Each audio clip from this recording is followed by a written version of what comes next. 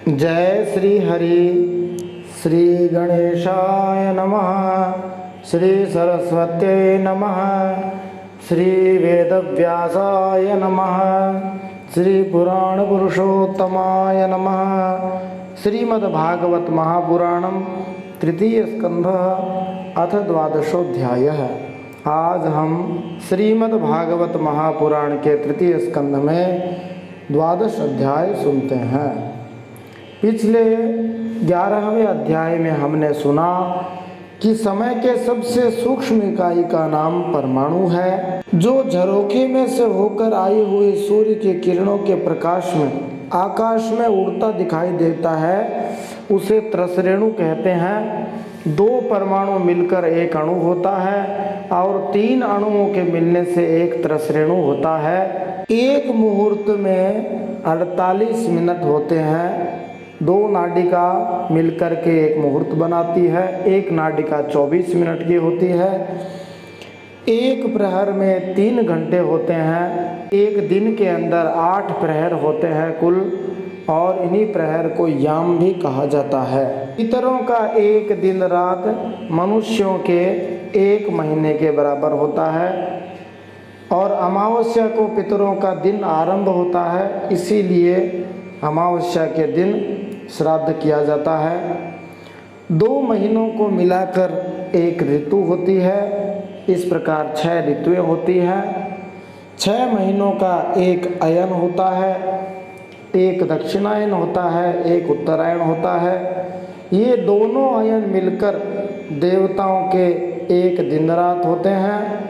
इस प्रकार मनुष्य लोक में जब 1 वर्ष बीतता है, तब देवताओं का केवल 1 दिन ही बीतता है। वर्ष 5 प्रकार के होते हैं। भगवान सूर्य से संबंध होने के कारण संवत्सर, बृहस्पति से संबंध होने के कारण परिवत्सर, सवन से संबंध होने के कारण इडावत्सर, चंद्रमा से संबंध होने के कारण अनुवत्सर, और नक्षत्र से संबंध होने के कारण वत्सर नाम से वर्ष को कहा जाता है। कलयुग की आयु 4,32,000 वर्ष है। सतयुग, त्रेता, द्वापर, कलयुग चारों युगों के मान को जब मिला देते हैं, अथवा चारों युगों को मिला देते हैं, उसे एक महायुग अथवा चतुर्युगी कहते हैं। एक महायुग में 43,20,000 वर्ष होते हैं। कलयुग सबसे छोटा 4,32,000 वर्ष का होता है। द्वापर इससे 2 गुना 8,64,000 वर्ष का होता है। त्रेता 3 गुना 12,96,000 वर्ष का होता है। सतयुग 4 गुना 17,28,000 वर्ष का होता है। कुल 43,20,000 वर्ष एक महायुग में होते हैं। एक मनवंतर में 71 सही 6/14 बार चतुर्युगी बीत जाती है। मोटा मोटा एक मनवंतर में 71 बार चतुर्युगी महायुग बीत जाते हैं। एक महायुग 43,20,000 वर्ष का होता है, और 71 से गुणा करते हैं तो एक मनवंतर की आयु निकलती है 30,67,00,000 से ऊपर। एक कल्प में 14 मनवंतर होते हैं। प्रत्येक मनवंतर 30,67,00,000 वर्ष का होता है। 14 से गुना करते हैं तो एक कल्प में 430 करोड़ वर्ष के लगभग होते हैं, जो ब्रह्मा जी का केवल 1 दिन ही होता है। यह खेल ब्रह्मा जी की प्रतिदिन की सृष्टि का है, जिसमें तीनों लोक भू भुवः स्वः की रचना होती है। उसमें अपने अपने कर्मानुसार पशु पक्षी मनुष्य पितर और देवताओं की उत्पत्ति होती है। ब्रह्मा जी की आयु के आधे भाग को परार्ध कहते हैं, और परार्ध में खरबों की संख्या आती है।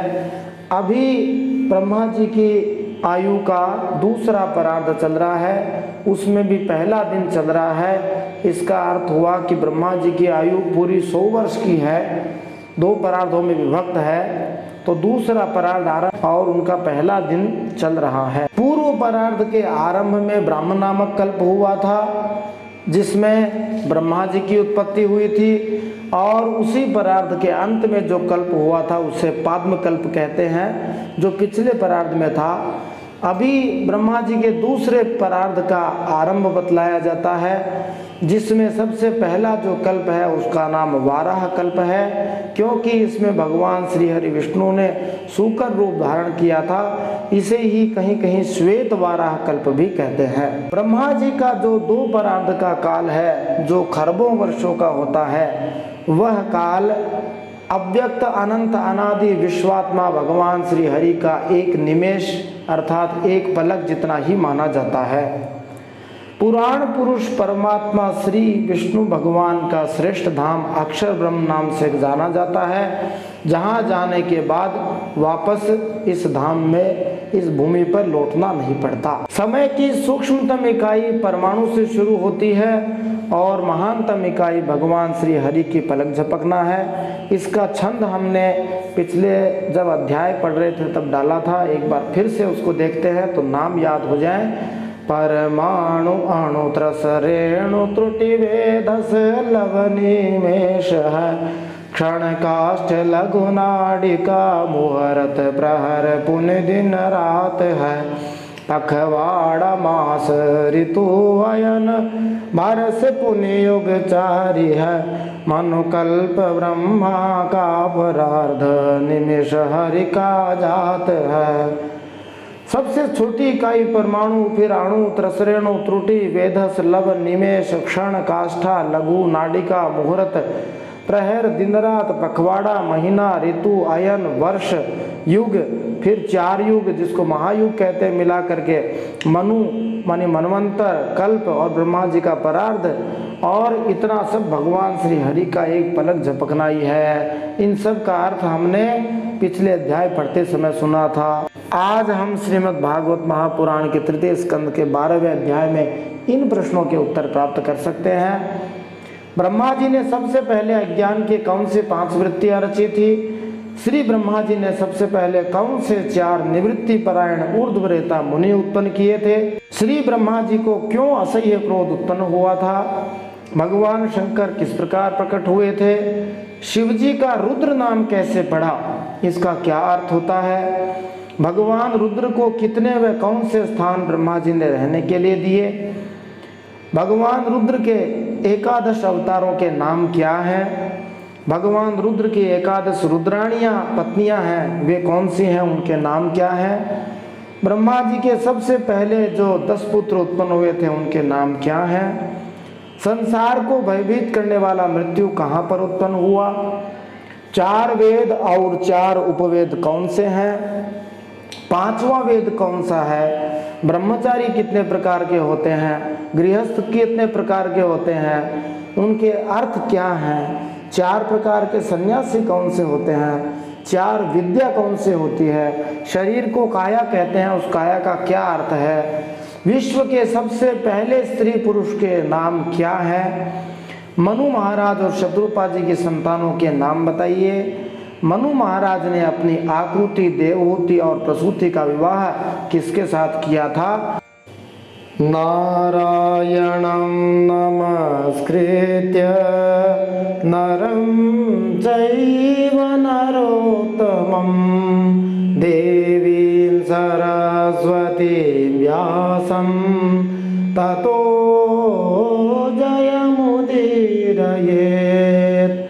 भगवान श्री नरनारायण के चरणों में प्रणाम करते हुए, श्री गणेश जी भगवान के चरणों में प्रणाम करते हुए, माता सरस्वती के चरणों में प्रणाम करते हुए, श्री व्यास भगवान के चरणों में प्रणाम करते हुए, अनंत कोटि सब संत महात्माओं के चरणों में प्रणाम करते हुए, माँ भागीरथी गंगा के चरणों में प्रणाम करते हुए, उन्हीं गंगा मैया के तट पर गीता भवन स्वर्गाश्रम ऋषिकेश में आज हम श्रीमद् भागवत महापुराण के 3 स्कंद में 12 अध्याय 12वां अध्याय सुनते हैं। सृष्टि का विस्तार किस प्रकार से हुआ। जय श्री हरि। मैत्रेय उवाच इति ते वर्णितः क्षत्तः कालाख्यः परमात्मनः महिमा वेद गर्भोऽथ यथा स्राक्षे निबोध मे ससर्जाग्रेन्धतामिश्रमथतामिश्रमाधिकृत महामोहं च मोहं च तमश्चाज्ञानवृत्तयः। श्री मैत्रेय जी ने विदुर जी से कहा, यहाँ तक मैंने आपको भगवान के काल रूप महिमा सुनाई। अब जिस प्रकार ब्रह्मा जी ने जगत की रचना की वह सुनिए। सबसे पहले ब्रह्मा जी ने अज्ञान की 5 वृत्तियां तम, मोह, महामोह, तामिश्र और अंत तामिश्र रची। दृष्ट्वा पापेयसीं सृष्टिं नात्मानं बभ्रमन्यत भगवद्ध्यानपूतेन मनसान्यां ततो सृजत् सनकं च सनन्दं च सनातनमथात्मभूः सनत्कुमारं च मुनीन् निष्क्रियान् ऊर्ध्वरेतसः। किंतु इस अत्यंत पापमयी सृष्टि को देखकर ब्रह्मा जी को प्रसन्नता नहीं हुई। तब ब्रह्मा जी ने अपने मन को भगवान के ध्यान से पवित्र करके उससे दूसरी सृष्टि रची। इस बार ब्रह्मा जी ने सनक, सनंदन, सनातन और सनत कुमार ये 4 निवृत्ति परायण ऊर्ध्वरेता मुनि उत्पन्न किए। तान् बभाषे स्वभूः पुत्रान् प्रजाः सृजत पुत्रकाः तन्नैच्छन्मोक्षधनमाणो वासुदेव परायणाः सोऽवध्यातः सुतैरेवं प्रत्याख्यातानुशासनैः क्रोधं दुर्विषहं जातं नियन्तुमुपचक्रमे। अपने इन 4 पुत्रों से ब्रह्मा जी ने कहा, पुत्रों तुम लोग सृष्टि उत्पन्न करो, किंतु वे जन्म से ही मोक्ष मार्ग, निवृत्ति मार्ग का अनुसरण करने वाले और श्री भगवान के ध्यान में तत्पर थे, इसलिए उन 4 मुनियों ने ऐसा करना नहीं चाहा। जब ब्रह्मा जी ने देखा कि मेरी आज्ञा न मानकर ये मेरे पुत्र मेरा तिरस्कार कर रहे हैं, तब उन्हें बहुत क्रोध उत्पन्न हुआ। उन्होंने उस क्रोध को रोकने का खूब प्रयत्न किया। धिया निगृह्यमाणोऽपि भ्रुवोर्मध्यात् प्रजापतेः सद्यो जायत तन्मन्युः कुमारो नीललोहितः स वै रुरोध देवानां पूर्वजो भगवान् भवः नामानि गुरु मेधातः स्थानानि च जगद्गुरो। किंतु बुद्धि द्वारा उनके क्रोध को बहुत रोकने पर भी वह क्रोध तत्काल प्रजापति की भौहों के बीच में से एक नील लोहित, नीले और लाल रंग के बालक के रूप में प्रकट हो गया। वे देवताओं के पूर्वज भगवान भव रुद्र रो रो कर कहने लगे, हे जगत पिता, हे विधाता, मेरे नाम और रहने के स्थान बतलाइए। इति तस्य वचः पाद्मो भगवान परिपालयन् अभ्यधात् भद्रया वाचा मारोदिस्तत्करोमि ते यदरोदिः सुरश्रेष्ठः सोद्वेगैव बालकः ततस्त्वामभिधास्यन्ते नाम्ना रुद्र इति प्रजाः। तब कमलयोनि ब्रह्मा जी ने उस बालक की प्रार्थना पूर्ण करने के लिए मधुर वाणी में कहा, रो मत, मैं अभी तुम्हारी इच्छा पूरी करता हूँ। देवश्रेष्ठ, तुम जन्म लेते ही बालक के समान फूट फूट कर रोने लगे, इसलिए प्रजा तुम्हें रुद्र नाम से पुकारेगी। बोलिए शंकर भगवान की जय। हृदिन्द्रियाण्यसुरव्योम वायुरग्निर्जलं मही सूर्यश्चन्द्रस्तपश्चैव स्थानान्यग्रे कृतानि मे मन्युर्मनुर्महिनसो महान् शिवरितध्वजः उग्ररेता भवः कालो वामदेवो धृतव्रतः। ब्रह्मा जी ने रुद्र भगवान को रहने के लिए 11 स्थान प्रदान किए, जो क्रमशः 11 रुद्रों के स्थान हैं। हृदय, इंद्रिय, प्राण, आकाश, वायु, अग्नि, जल, पृथ्वी, सूर्य, चंद्रमा और तप, ये 11 स्थान रुद्र भगवान को प्रदान किए। और 11 रुद्रों के नाम हुए मन्यु, मनु, महिनस, महान, शिव, ऋतध्वज, उग्ररेता, भव, काल, वामदेव और धृतव्रत। अब उन 11 रुद्रों की रुद्राणियां पत्नियां कौन कौन सी होंगी, उनके नाम बताते हैं। धीरवृत्तिरुशनौमा च नियुत्सर्पेरिलाम्बिका इरावती सुधा दीक्षा रुद्राण्यो रुद्रते स्त्रियः गृहाणैतानि नामानि स्थानानि च सयोषणः एभिः सृज प्रजा बह्वीः प्रजानामसि यत्पतिः। धी, वृत्ति, उष्णा, उमा, नियुत, सर्पी, इला, अंबिका, इरावती, सुधा और दीक्षा, ये 11 रुद्राणियां भगवान शंकर के 11 रुद्रों की पत्नियां होंगी। हे रुद्र, तुम उपयुक्त नाम, स्थान और स्त्रियों को स्वीकार करो और उनके द्वारा बहुत सी प्रजा उत्पन्न करो, क्योंकि तुम प्रजापति हो, ऐसा ब्रह्मा जी ने भगवान रुद्र से कहा। इत्यादिष्टः स गुरुणा भगवान नीललोहितः सत्वाकृति स्वभावेन ससर्जात्मसमः प्रजाः रुद्राणां रुद्रसृष्टानां समन्तात् ग्रसतां जगत् निशाम्यासंख्यशो यूथान् प्रजापतिर्शंकत। ब्रह्मा जी से ऐसी आज्ञा पाकर भगवान नीललोहित बल, आकार और स्वभाव में अपने ही जैसी प्रजा उत्पन्न करने लगे।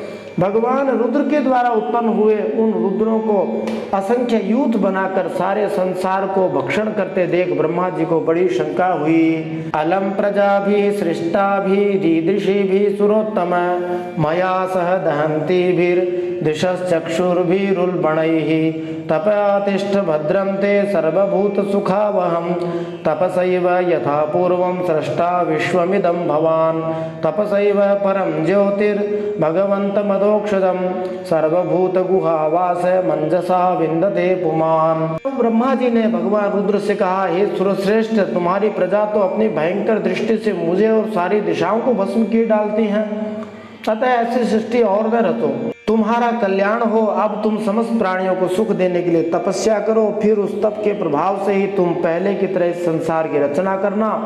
पुरुष मनुष्य तप के द्वारा ही इंद्रियातीत सर्वांतर्यामी ज्योति स्वरूप भगवान श्री हरि को सुगमता से प्राप्त कर सकता है।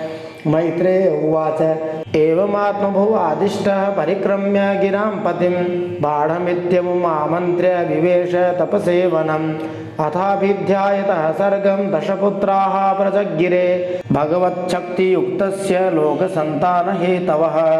मैत्रेय जी कहते हैं, जब ब्रह्मा जी ने ऐसी आज्ञा दी तब रुद्र ने बहुत अच्छा कहकर उसे शिरोधार्य किया और ब्रह्मा जी की अनुमति लेकर तथा उनकी परिक्रमा करके वे तपस्या करने के लिए वन को चले गए। फिर जब भगवान की शक्ति से संपन्न ब्रह्मा जी ने सृष्टि के लिए संकल्प किया तब उनके 10 पुत्र और उत्पन्न हुए। उनसे लोक की बहुत वृद्धि हुई। उन 10 पुत्रों के नाम इस प्रकार है, जो बहुत ही श्रेष्ठ ऋषि है। मरीचिरत्र्यंगिरसौ पुलस्त्यः पुलः क्रतु भृगुर्वसिष्ठो दक्षश्च दशमस्तत्र नारदः उत्संगान्नारदो यज्ञे दक्षोऽङ्गुष्ठात् स्वयंभुवः प्राणाद् वसिष्ठः संजातो भृगुस्त्वचिकरात् क्रतुः। उन ऋषियों के नाम इस प्रकार है, मरीचि, अत्रि, अंगिरा, पुलस्त्य, पुलह, क्रतु, भृगु, वशिष्ठ, दक्ष और 10वें नारद जी।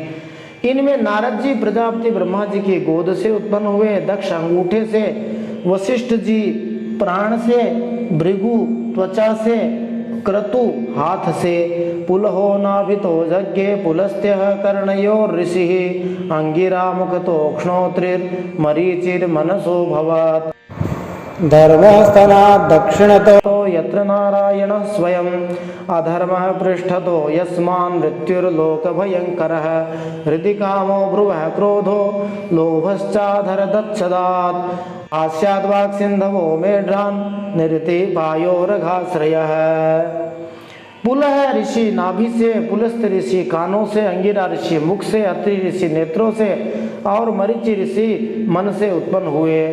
फिर ब्रह्मा जी के दाएं स्तन से धर्म उत्पन्न हुआ, जिसकी पत्नी मूर्ति से स्वयं नारायण अवतरित हुए थे, तथा भगवान ब्रह्मा जी की पीठ से अधर्म का जन्म हुआ और उस अधर्म से संसार को भयभीत करने वाला मृत्यु उत्पन्न हुआ। इसीलिए प्रायः देवताओं में, भगवानों में पीठ का दर्शन नहीं किया जाता है, क्योंकि उसमें अधर्म का वास है और उसमें मृत्यु का भी वास है, जिससे सब लोग डरते हैं। इसीलिए पीठ की पूजा नहीं करते हैं। इसी प्रकार ब्रह्मा जी के हृदय से काम, भुवों से क्रोध, नीचे के होठ से लोभ, मुख से वाणी की अधिष्ठात्री देवी सरस्वती, लिंग से समुद्र, उदा से पाप का निवास स्थान राक्षसों का अधिपति नृत्य उत्पन्न हुआ। छायायाः कर्दमो यज्ञे देवहूत्याः पतिः प्रभु मनसो देहतश्चेदं यज्ञे विश्वकृतो जगत् वाचं दुहितरं तन्वीं स्वयंभूर्हरति मनः अकामां चकमे छत्तः सकामा इति नः श्रुतम्।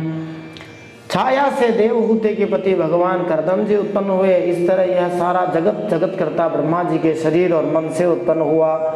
भगवान ब्रह्मा जी की कन्या सरस्वती बड़ी ही सुकुमारी और मनोहर थी। हमने सुना है एक बार उसे देखकर ब्रह्मा जी मोहित हो गए थे, यद्यपि वह स्वयं वासनाहीन ही थी।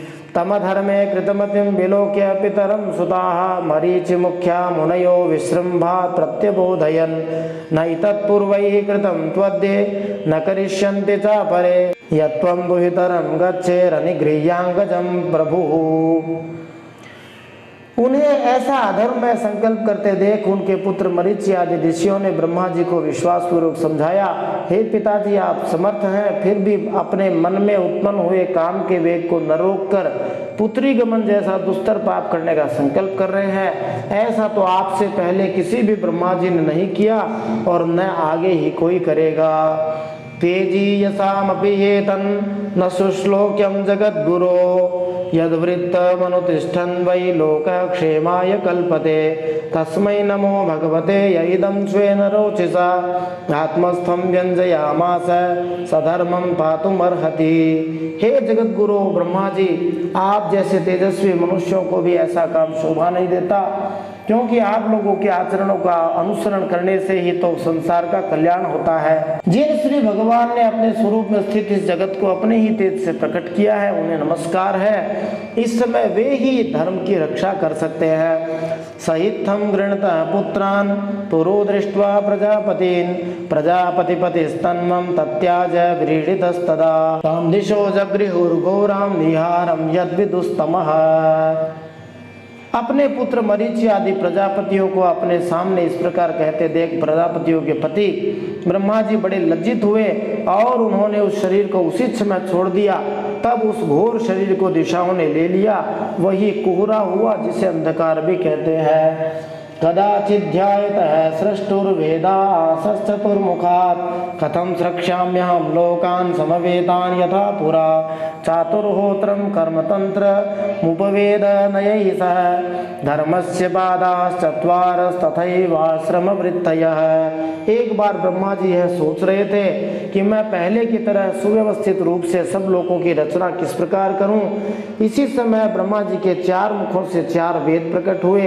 इनके सिवा उपवेद, न्याय शास्त्र, होता, उद्गाता, अध्वर्यु और ब्रह्मा, इन 4 ऋत्विजों के कर्म, यज्ञों का विस्तार, धर्म के 4 चरण और चारों आश्रम तथा उनकी वृत्तियां, ये सब भी ब्रह्मा जी के मुखों से ही उत्पन्न हुए। विदुर उवाच स वै विश्वसृजामेषो वेदादीन् मुखतो सृजत् यद्यदेनासृजद्देव तन्मे ब्रूहि तपोधन।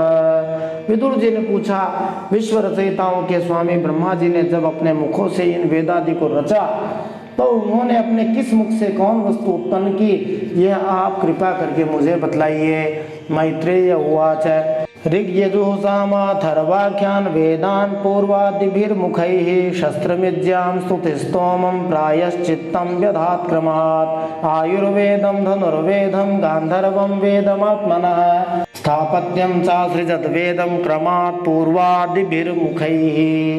श्री मैत्रेय जी ने कहा, विदुर जी, ब्रह्मा जी ने अपने पूर्व मुख से ऋग्वेद को, दक्षिण से यजुर्वेद को, पश्चिम से सामवेद को, उत्तर मुख से अथर्ववेद को रचा और इसी क्रम से ऋग्वेद से शस्त्र माने होता का कर्म, यजुर्वेद से इज्जा अध्वर्यु का कर्म, सामवेद से स्तुतिस्तोम उद्गाता का कर्म और अथर्ववेद से प्रायश्चित ब्रह्मा का कर्म, इन चारों की रचना की। इसी प्रकार ऋग्वेद से आयुर्वेद माने चिकित्सा शास्त्र, यजुर्वेद से धनुर्वेद माने शस्त्र विद्या, सामवेद से गांधर्व वेद माने संगीत शास्त्र और अथर्ववेद से स्थापत्य वेद माने शिल्प विद्या, इन 4 उपवेदों को भी क्रमशः उन पूर्वादि मुखों से ही उत्पन्न किया था।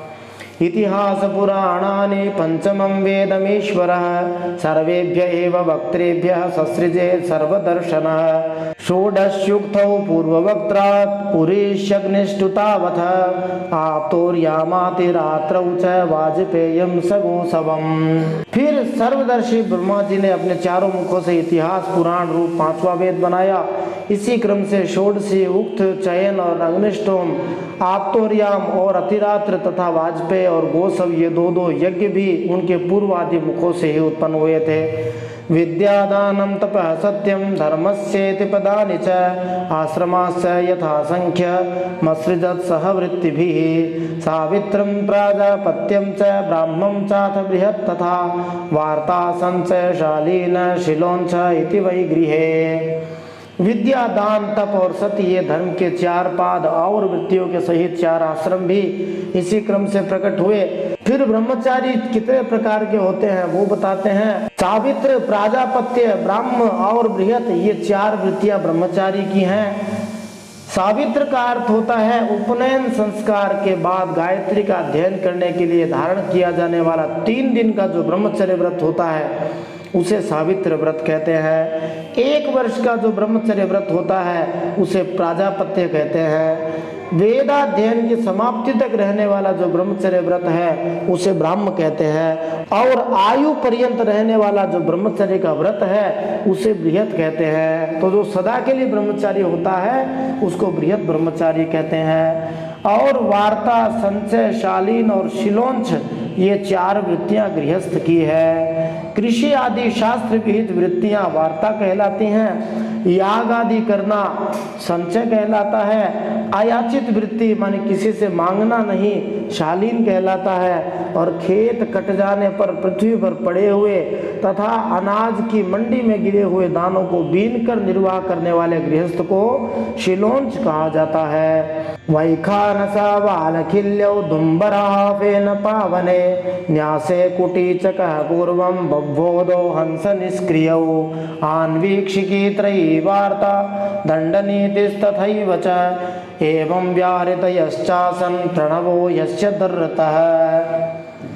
इसी प्रकार वृत्ति भेद से वैखानस, वालखिल्य, औदुंबर और फेनप ये 4 वानप्रस्थों के भेद और कुटीचक, बहुदक, हंस और निष्क्रिय परमहंस ये 4 भेद सन्यासियों के हैं। बिना ज्योति बोई भूमि से उत्पन्न हुए पदार्थों से निर्वाह करने वाले वानप्रस्थ वैखानस कहलाते हैं। नवीन अनाज मिलने पर पहला संचय करके रखा हुआ अन्न दान कर देने वाले वालखिल्य कहलाते हैं। प्रातः काल उठने पर जिस दिशा की ओर मुख हो उसी ओर से फल आदि लाकर निर्वाह करने वाले औदुंबर कहलाते हैं। अपने आप झड़े हुए फलादि खाकर रहने वाले को फेनप कहते हैं। इसी प्रकार सन्यासियों में कुटी बनाकर एक जगह रहने और आश्रम के धर्मों का पूरा पालन करने वाले को कुटीचक कहते हैं। कर्म की ओर गौण दृष्टि रखकर ज्ञान को ही प्रधान मानने वाले बहुदक कहलाते हैं। ज्ञान के अभ्यासी हंस कहलाते हैं और ज्ञानी जीवन मुक्त निष्क्रिय परमहंस सन्यासी कहलाते हैं। इसी क्रम से आन्वीक्षिकी, त्रयी, वार्ता और दंडनीति ये 4 विद्याएं तथा 4 व्याहृतियां भी ब्रह्मा जी के 4 मुखों से उत्पन्न हुई तथा उनके हृदयाकाश से ओंकार उत्पन्न हुआ। आन्वीक्षिका का अर्थ है जो मोक्ष प्राप्त कराने वाली विद्या है, आत्मविद्या है, उसे आन्वीक्षिकी कहते हैं। स्वर्ग आदि फल देने वाली कर्म विद्या त्रयी विद्या कहलाती है। खेती व्यापार आदि संबंधी विद्या वार्ता कहलाती है और राजनीति को ही दंड नीति कहते हैं। व्याहृतियां 4 हैं, भू, भुवः, स्वः ये 3 और चौथी मह को मिलाकर इस प्रकार 4 व्याहृतियां आश्वलायन ने अपने गृह सूत्रों में बतलाई है। एवं व्याहृतयः प्रोक्ताः व्यस्ताः समस्ताः अथवा भू, भुवः, स्वः और मह ये 4 व्याहृतियां जैसा कि श्रुति कहती हैं भूर्भुवः स्वरिति वा एतास्तिस्रो व्याहृतयस्तासामुह स्मैतां चतुर्थी माह वाचमस्य प्रवेदयते महः इत्यादि। तस्योष्णिकाशीलोमभ्यो गायत्री च त्वचो विभोः तिष्ठुं मांसात् स्नुतो नुष्टुप् जगत्यस्नः प्रजापतेः मज्जायाः पंक्तिरुत्पन्ना बृहति प्राणतो भवत् स्पर्शस्तस्या भवज्जीवः स्वरो देह उदाहृतः। उनके रोमों से उष्णिक, त्वचा से गायत्री, मांस से त्रिष्टुप, स्नायु से अनुष्टुप, अस्थियों से जगति, मज्जा से पंक्ति, प्राणों से बृहति छंद उत्पन्न हुआ। ऐसे ही उनका जीव स्पर्श वर्ण, कैवर्ग आदि पंचवर्ग और देह स्वरवर्ण आकार आदि कहलाया। उस्मानमिन्द्रियाण्याहुरन्तःस्थावलमात्मनः स्वराः सप्तविहारेण भवन्ति स्म प्रजापतेः शब्द ब्रह्मात्मनस्तस्य व्यक्ताव्यक्तात्मनः परः ब्रह्मावभाति विततो नाना शक्त्युपबृंहितः। ब्रह्मा जी की इंद्रियों को ऊष्म वर्ण शैश शह और बल को अंतस्थ यर लव कहते हैं तथा उनकी क्रीड़ा से निषाद, ऋषभ, गांधार, षड्ज, मध्यम, दैवत और पंचम ये 7 स्वर उत्पन्न हुए।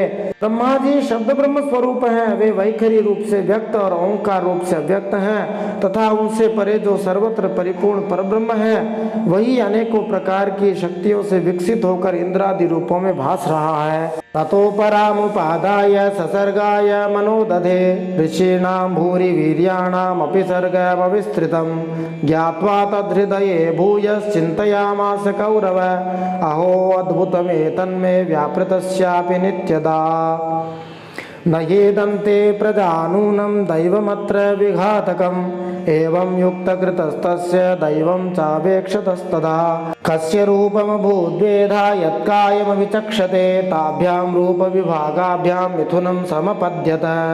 ब्रह्मा जी ने पहला कामासक्त शरीर जिससे कोहरा बना था छोड़ने के बाद दूसरा शरीर धारण करके विश्व विस्तार का विचार किया। वे देख चुके थे कि मरीचि आदि महान शक्तिशाली ऋषियों से भी सृष्टि का विस्तार अधिक नहीं हुआ, अतः वे मन ही मन पुनः चिंता करने लगे। बड़ा आश्चर्य है, मेरे निरंतर प्रयत्न करने पर भी प्रजा की वृद्धि नहीं हो रही है।